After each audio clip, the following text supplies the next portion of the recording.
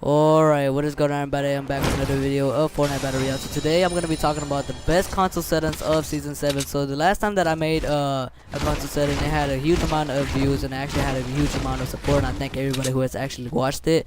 But my settings have changed a huge amount since the last time that I made one of those. So I do want to go ahead and talk about that. Before I do say this, I do want to say that these are my personal preferences, and what works for me might not work with you. I do also want to say that I have a good game right here, which I am showing you right now. I'm sorry that I might not be able to show pictures up of the settings that I have because I'm not that good at editing just yet. But sorry about that. I wanted to say I have a good game right here, which I have almost completed my record just by a little bit. I needed one more kill before I completed my record. But we're not here to talk about that. We're here to talk about the best settings that I have, and I will be talking about that right now. If you are new to my YouTube channel, make sure to subscribe, and if you do find these settings helpful, make sure to drop a like on this video and yeah, become part of our family. So let's stop talking about that. Let's get into these best settings. So matchmaking region is, you want to have it in the one that has the least amount of ping, and what I mean by this is whenever you see a matchmaking region, whichever one you see, there's like a number by it and it says MS, and you want to have it at the lowest one because that would make your game run more smoothly than it would if you have a higher one. Because no one likes lag. I know nobody wants to have lag in their game, and lag really slows people down, and having it in that really low will definitely help you out. So make sure to have it at a low ping. So definitely make sure to have that. So it's a way to go. So what I mean by this is if you still use Combat Pro, and let's just say you use the Combat Pro and you get like maybe 30 kills still, and you're getting a good amount of kills, you probably don't want to change it because you're doing actually really good for yourself. But for those who are new and those who are trying to get good at this game, I definitely recommend you having Builder Pro.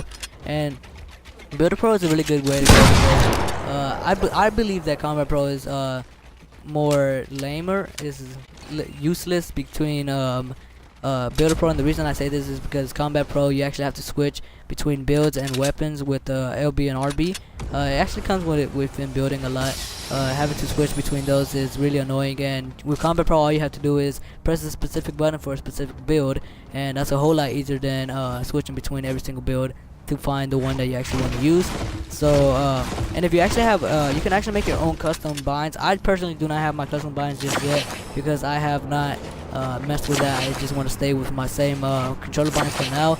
If I do ever do that, I'll make sure to tell you guys about it. But as far as right now, I do not have any custom binds. If you have a scuff controller, then that would be definitely really good for you to have. Those are for like the try-hard controllers. If you have one of those, you have instant advantage above other normal players. So if you have that, you definitely are better because you have scuff controllers are really expensive. Actually, they're like, I don't know, $100. They have controllers controller, which makes it a really easy to actually make your own custom binds to something you actually want to use. So if you want to really get, like, pro players would really use scuff controllers. If you ever want to actually buy those to get good at the game, I definitely recommend. I personally do not have it just yet because I have not gotten the money for that anyway. So I don't have that just yet. I don't know why I'm even right here. Controller sensitivity X and Y, both of mine are in 0.90, which is 90, yeah, which is a pretty high sensitivity. But the reason that I have a high sensitivity in my X and Y is for those shotgun shots where you can actually turn around and just instantly shotgun someone in the head. But of course you have to have a good target sensitivity as well, which I will be talking about in a second right now. The reason I have a 0.90 is because of those shotgun shots where I can switch, just easily switch around and build immediately, and not only that, but react to bullets faster. Of course, you could just use controller builder sensitivity, which I will be talking about as well. But the reason I have it in the high is just to hit those faster shotgun shots, and so I can react to bullet shots faster than the normal player. That's why I have mine personally on 0.90. I don't know if I will ever go to the full 1.0, which is like 10, I guess. But so far I have it at 0.90. Controller target sensitivity is at 30. I'm gonna go ahead and explain why I have it at 30 right now. And the reason that I have it at 30 is because I used to have mine at a 0.60, and that is a huge amount for my X and Y axis. And I'm gonna go ahead and explain right now. If you have a really high X and Y sensitivity, you might want to have your controller sensitivity in a lower lower sensitivity, which is probably like 20 or 30 right now. I'm at 30. I might even switch to 21 of these days, but so far I have it at 30. But if you have a low X and Y axis sensitivity, then you might want to have your tolerance sensitivity at higher, maybe like a 45 or a 40, however you feel comfortable with. So you definitely want to watch out with that, and feel the one that you feel most comfortable with. For now, I have a target sensitivity of 30 because I noticed that I had a 0.60 and a controller X, Y, and axis for at 90, and I was not able to hit my shots. And my friend Cameron, actually, I owe all the credit to him. He actually helped me out with this and told me that I have to lower my sensitivity, and I did. And I noticed an instant change as soon as I changed my sensitivity to a lower sensitivity. Instant change. I was hitting my shots a lot easier, and since I changed my sensitivity to lower, I've been actually able to hit those headshots a lot easier than I used to.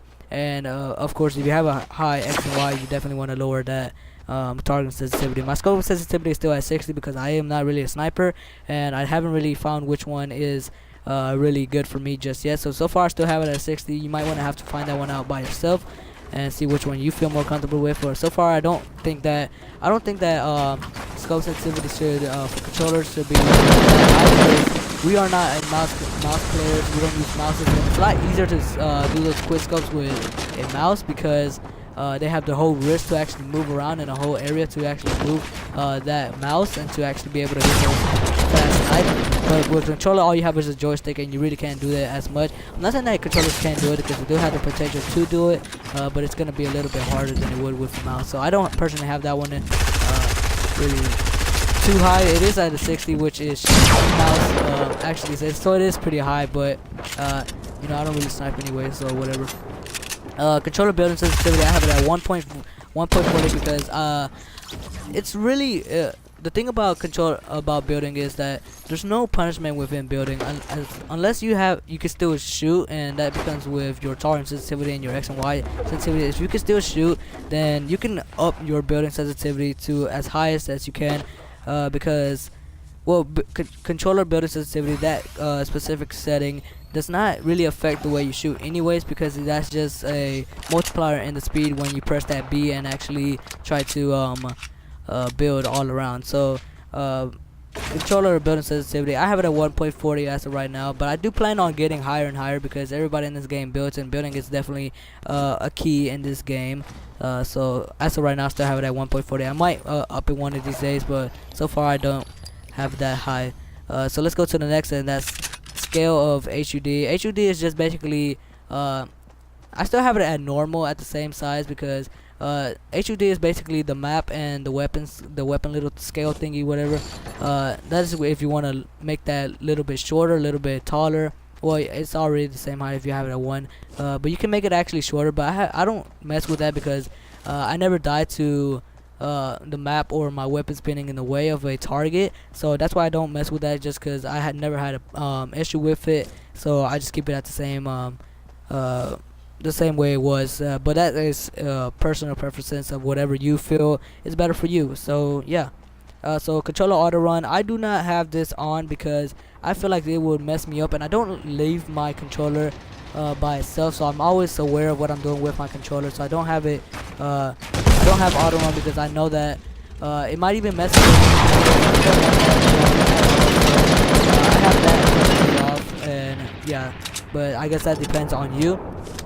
Sprint cancels reloading, I have this personally off because if you're trying to run away from the storm and I don't know where you want to reload your weapon in, I don't know where you have this on. Let's just say you have sprint cancels reloading on and you try to run away from the storm and you need to reload your weapons, and you just stop running and you take store damage because you stop running and the storm hits you. It's gonna mess you up. You definitely want to have this off because it's a lot more efficient if you have sprint cancels reloading off, because I mean you don't have to stop to reload your weapons. You can just keep on running and reload your weapons. It's a lot easier. I don't know why people would have it off. I've never seen someone have it off, but I don't know why they would. Definitely have this off. So yeah, tap to search or interact, whatever. I have this personally on because there is no punishment to this setting right here. And why I say that is because let's just say somebody enters the same room that you're in, and you don't get stuck like you would. You don't get stuck in that specific when you tap it, you can instantly just move your controller and it would just move around. I mean, it would just move, and that's it. Like you won't get stuck in that interacting or whatever. So there's no punishment into having tap to search, and I have this personally on because sometimes my finger will slip when I'm trying to revive allies, and I'll just have to redo it again, and it's kind of annoying to do. So I have this on, and there's no punishment to it, so it's probably better if everybody has this on. So definitely have that on. Toggle targeting, I have this off because I don't really even know what toggle targeting is anyways. Aim assist, you definitely want to have this on. If you're a console player, you want to have aim assist on. I mean, I don't know why you would have aim assist off. If you do have aim assist, turn it on right. I mean, if you have aim assist off right now, you definitely want to go ahead and turn that on right now, and you'll see a huge change in your gameplay. And you're definitely gonna be able to shoot a lot better. So definitely have that on. Aim assist for editing mode. I have this personally on, and I'll explain why I have this off. I used to have edit mode, aim assist edit mode, or whatever it's called. I used to have this on, but the reason I turned it off is I didn't watch any videos of anybody saying this, of just having it off. I seen a whole bunch of videos of people just saying aim assist for edit mode on, but the reason I turn it off personally is because of it would move you to the closest square, but because it would move you to that closest square, it would not let me edit the right way I would want it to. And when I'm trying to edit those stairs, I wouldn't be able to edit it correctly just because of that aim assist. And there's really no reason why you should have this on edit mode anyway. So I definitely recommend, and it's I've seen a huge change once I changed that out. So you definitely want to go ahead and turn aim assist for edit mode off, because there's really no reason for you to have it on anyway. So yeah, definitely make sure to have that off. So next, turbo building, you definitely want to have it on, because with turbo building you can do those crazy walls that one by one as fast as possible, like those streamers, all those cool stuff that streamers do. Definitely want to have turbo building on, because you're gonna be able to get a lot better than you would with it off. So let's get into the next. Auto material change on. So auto material change, you definitely want to have that on, because you don't have to manually change your materials to the next one. And I have personally had this off before and died because of me trying to build, and we're having a huge build battle, and then out of nowhere I run out of materials, and I had to manually freaking change to the next material, and I couldn't do it in time. I fall off and I fall to my death. I died. So you definitely want to have this off, because it's just gonna mess you up to have it on, to have it off. So yeah, having it on is definitely the way to go. Never have auto material change off. If you do have it off, go ahead and turn that on. So yeah, let's get into the next set. I have to switch the page right now because I have 3 pages of this. Auto open doors, you want to have this off. I mean, personally why I have this off is just because, let's just say that you are in a building with another person, and he's on the other side of the door, and your auto open door opens the freaking door, and he gets a shot on you, but you didn't try to open that door, and it just messes you up because of that auto open doors, and you just get shotgun in the face. But you didn't want that to happen, just because the computer did it. You died. So you definitely want to have that off, because it's just gonna mess you up. And I feel like you should have full control on whatever you do, even if you have to open the doors by yourself. You have to have full control of what you're doing to actually win those games. So having this off is definitely the way to go. And auto pick up weapons, I have this off just because I don't want. I like to grab the weapons that I want. I don't want to go ahead and grab early in the games. I don't want to grab those bad weapons. I mean, you could grab it, but I don't personally do it, because I feel like I can just pick the ones that I want and sort that out by myself. So I have that personally off. I don't know if that is something y'all would like, but I personally have that off, and I don't see a reason for it to be on. So yeah, so let's get into the next one, and that is auto sort consumables to the right. I have that personally on. I had that off last time because I did not actually know what that really was. So I found out what this was, and this is basically what this basically is like early in the games. Let's just say early games, or in a game in general, you get bandages, but let's say you get bandages and you get shotguns at the same time, but you have to like switch your whole entire inventory to get those bandages in the right area where you want. I usually always put my, and I expect everybody else to do it as well, I put all my consumables, which is medkits, shields, all the way to the right. Bandages, I put them all to the right because that's the place where I like them to be anyways. And you don't, it saves you a lot more time, because as you pick it up, it will just automatically go to the right, and it will save you some time from actually opening up your inventory and just switching to that and risking the killed or even sniped out of nowhere. So I recommend having it on, so I definitely make sure to do that. Builder Pro, build immediately on. I definitely have this on because this will save you so much. You don't know how great of a update this was when they did update it. It's pretty old now, but it was a great update when it first came out, and it still is actually. Because what this is this applies for people who actually use Builder Pro, and I expect everybody to use Builder Pro. What this means is, Builder Pro, the way it used to be was you actually have to tap twice for the build to come out, or you could just hold it. Now that you can just press the specific button, let's just say I have a wall, all I have to do is press LB and I'll build a pyramid, and you know, it kind of works like that, and it's perfect to have. So build immediately, Builder Pro. You definitely want to have that on if you want to be a huge try hard in this. So definitely have that on. Edit mode whole time. This is what I really wanted to talk about. So this is a little bit confusing sometimes, because you want to be able to edit fast, but you don't want to edit. You don't want to have your edit mode too low, because it would actually mess you up when you're just trying to build. And I actually had this personally happen to me when I tried doing 0.1 to the lowest amount, and I would just try to take my builds out. Let's say I try to press B, but it would edit and it would mess me up, and I'll fall down to my death. So I have that for right now. I personally have it at 0.13. But I recommend either 0.13 or 0.14. I don't know if I would ever change to 0.14, because even now sometimes I do get messed up sometimes with that that edit mode time. So it would be definitely nice to have a scuff controller where you can actually push a specific button just to do that action. But I do not have a scuff controller, so if you do have a scuff controller, you could possibly do that for yourself. But if you don't have a scuff controller, 0.14 is probably the way to go. So definitely make sure to check that out. And okay, so let's get to my last setting right now, and that's vibration. And what I mean by vibration is, of course, I have personally right now I have vibration on, and I know that a lot of pro players have vibration off, and I used to ask why, and I actually watched the video of it and why people have vibration off. I would ask, why do people have vibration off? The reason I have vibration on is just because it makes the game feel more realistic. I like to feel when I hit my enemies, but apparently vibration actually can mess up your aim, and I actually do believe this, that vibration will actually mess up your aim just because it's vibrating, and it's kind of like moving your thumb to a different direction where you don't really want it. So having vibration off is probably the way to go. I'm personally gonna start trying to getting used to having vibration off.